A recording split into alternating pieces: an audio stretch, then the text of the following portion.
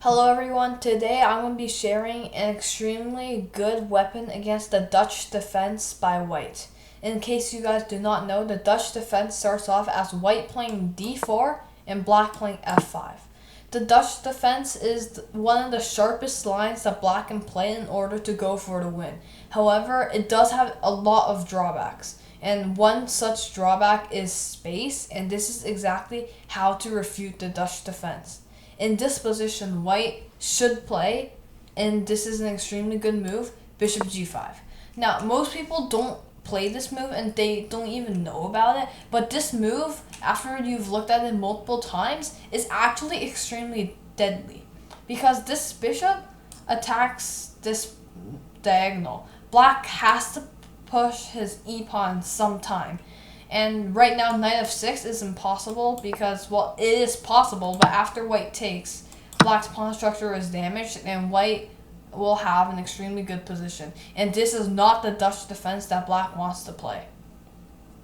However, black does not have to play knight f6, and black has 3 candidate moves. However, none of them are actually that good. The first one, after knight f6, is playing h6.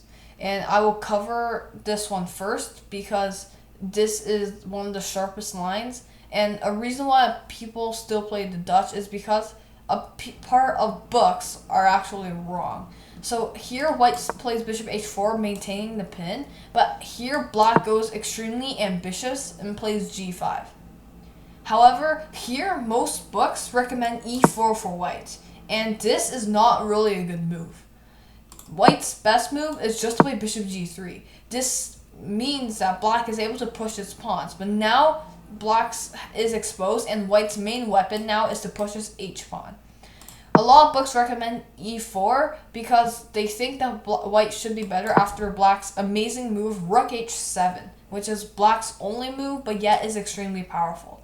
Why is rook h7 important? Because queen h5 was a mate threat. So in order for black to prevent it, black will play rook h7 followed by rook f7. And although this looks extremely weird, black is fine because black will always get this bishop en prise because this bishop will always be under threat.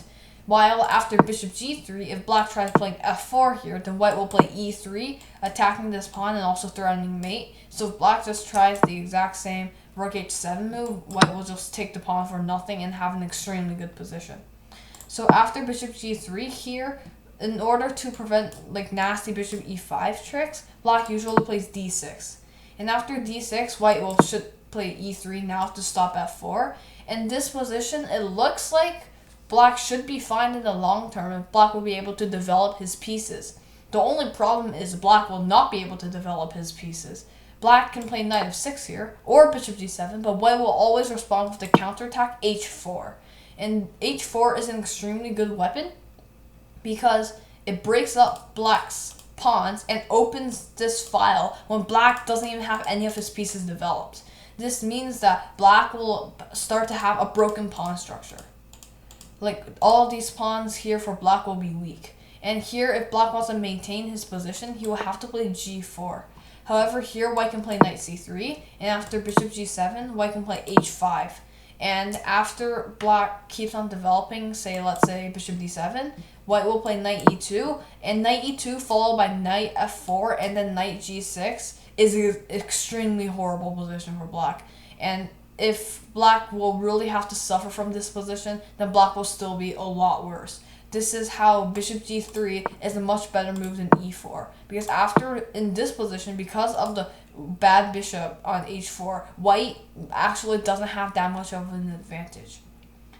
So h6 is the most dynamic line that black could play. However, after bishop g5, g6 is a lot safer. Black's plan is to play bishop g7 and then knight f6 and go into a Leningrad position.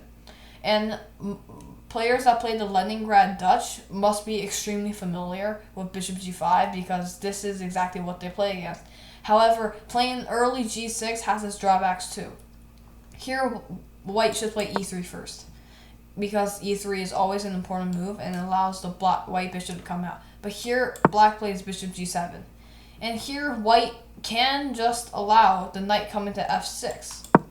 that is no problem for white in this position. However, here white goes h4, and h4 is what exploits the position the best. Because here, black could play his traditional castles move, but as you can see here, now the computer loves white a lot, and h5 is just a killer move, and now if black tries any of this, then the exchange sacrifice breaks through, and black's pieces are extremely horrible. There's nothing that black can do now. Bishop c4 is coming, and all of white's pieces are coming through. White can long castle, brings rook to the h file. White has the attack, and white is winning here.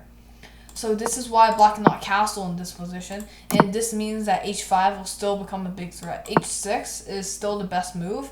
However, after bishop f4, or even better actually, bishop takes f6, which is extremely counterintuitive, but is an extremely good move.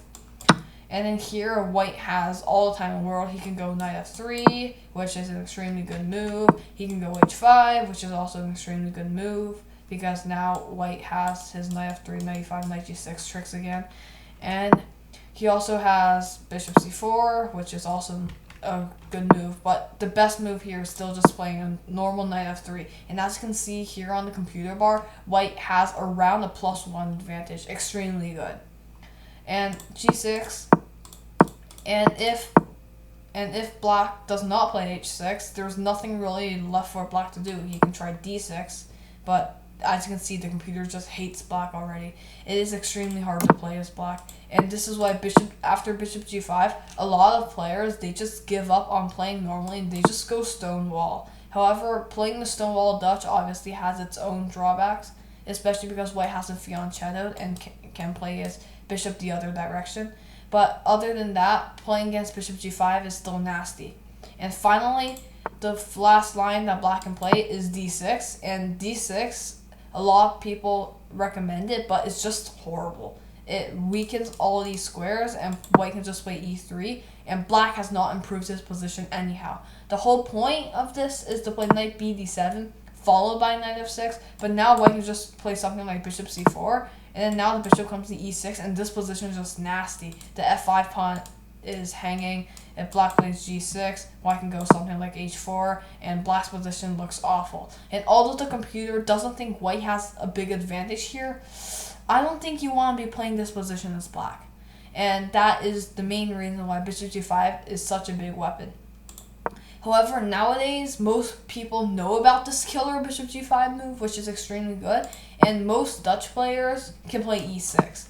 And this is a big pain if you are a d4 player, because e6 means that black is risking the chance to play a French, which is something that they might not be familiar with, but now white must be an e4 player in order to get an advantage. However, if white plays his traditional c4 against e6, instead of playing d5, which is what most players would do, black will actually play f5.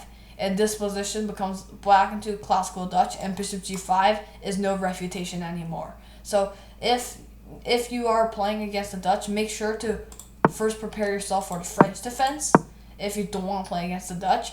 If you play against the Dutch, try bishop g5 and have a go at it. It's an extremely good move, and I hope that you have success with it. Have a great day, everyone.